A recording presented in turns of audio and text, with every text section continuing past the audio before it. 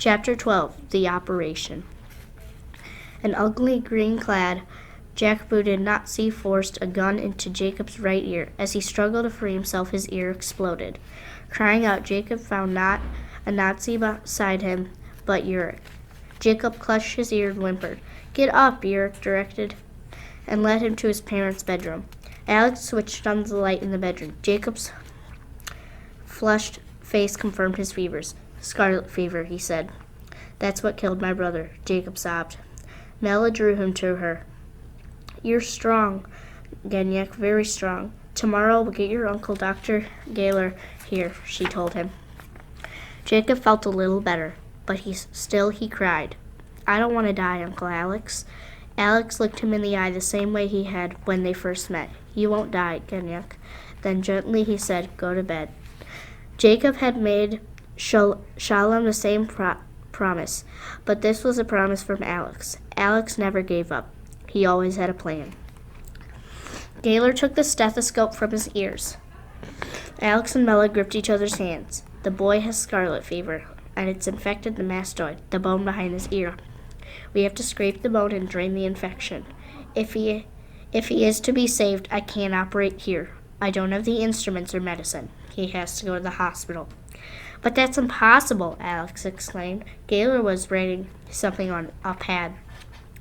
"Go to this doctor? I've written down the problem." In response to Alex's frown, Gaylor added, "He's a good man. He won't turn away a child." "Get dressed, Genyek," Alex ordered. "We're going to the doctor." Within minutes, Jacob was ready. All of a sudden, the pain seared through his head like a hot needle. He curled up in a ball, holding his buzzing ear. He never imagined anything could hurt this much. "Sit up," Gaylor said, "while I wrap this bandage around your face." Jacob was about to say the bandage wouldn't help his pain, but then he realized it was a disguise, another way to hide. "Oh, well," he thought, "better to look like the Frankenstein monster than a squashed mole or mouse." No one gave Jacob a second glance as they took the bus to Dr. Mazurik's office. Wounded and sick people were novelty in Warsaw. They entered the doctor's office through a back door. Morsik came out within minutes, examined Jacob's ear, and exclaimed, "He'll have to be treated right away," Alex said. "But how can you?" Indignantly, Morsik brushed off his objection. "I don't care what the child is. He's sick and needs treatment, or else he'll die." "What do I have to do?" "Get him to the hospital," the doctor replied. "Only one problem. I need money to bribe my operating nurse. Unless she's paid, she might report all of us to the authorities." "How much do you need?" Alex asked. When Mazurek told him he needed at least 10,000 zloties, Jacob lay back down, defeated. That was as much money as Alex made in a year. There was no way anyone, even Alex, could get that much money immediately. The Roselands had nothing to sell anymore. But as Alex rewound the bandage on Jacob's head, he didn't seem concerned. He was thinking. "Don't try this disguise getting him to the hospital," Mazurek said as he led them through the back door. "The Nazis stand inside the door and unwrap every facial bandage coming through." On the bus ride home, Alex sat with a pencil and paper, juggling numbers. Any other time, Jacob would have looked over his shoulder. Now he squeezed his eyes closed and leaned his burning ear against Alex. The next morning, Alex left early. Jacob was surprised. He wasn't carrying things to sell. Instead, he returned home with a stranger. Jacob quickly hid in the closet.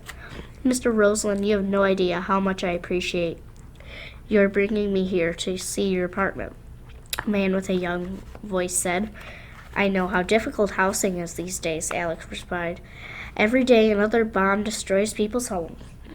The man nodded emphatically. "I've been standing in freezing rain for 2 weeks at the housing authority, looking for a place for me. And my parents," the man said, "if only I knew someone who had an apartment to sell." Alex made a sweeping gesture with his hand. "Here it is," he said, smiling. The young man looked at the large apartment in disbelief and was about to reply when he saw Mela standing in the doorway with her arms crossed. "What's going on, Alex?" "Meet Stepansky, Mela. Stepansky, my wife." to Stepansky, he said, and you won't find many places like this at the price. Stepansky nodded eagerly and walked through the apartment. What are you selling, Alex? Melot persisted, blocking his passage to follow Stepansky. Alex sidestepped her in time to make the money. Stepansky removed it from his wallet. When can we move in? He asked. Mello wheeled and stared at both men, speechless. How about a week? Alex suggested. Stepansky nodded happily and waved goodbye.